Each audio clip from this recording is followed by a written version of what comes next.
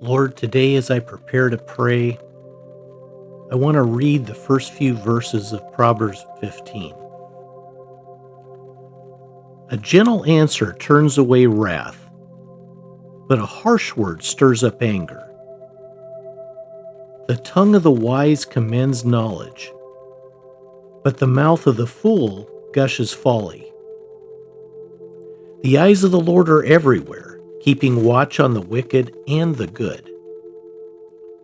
The tongue that brings healing is a tree of life, but a deceitful tongue crushes the spirit. Lord, thank you so much for your word. It gives us light into life. It helps us to see the world the way you want us to see it. And Lord, we want to follow you. We want to be guided by you, Lord. I want to know your heart and your will. Lord, in this passage, it talks about the tongue. It talks about how we talk to other people.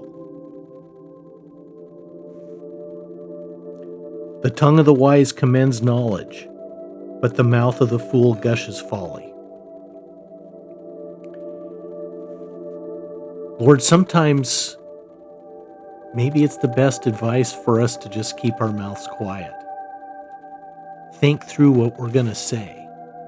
You know, Lord, we're always supposed to take every thought captive to the obedience of Christ. Lord, help us to do that with the things we say too. Help us to not talk before we think today. Lord, it's not that hard to be kind, and we ask that you'd give us strength to do that. Lord, fill us with your Spirit today. Help us to be full and overflowing with the gifts of your Spirit. Joy, gentleness, kindness. Lord, we don't want to make a mistake today and say the wrong thing and hurt somebody or show that we're a fool.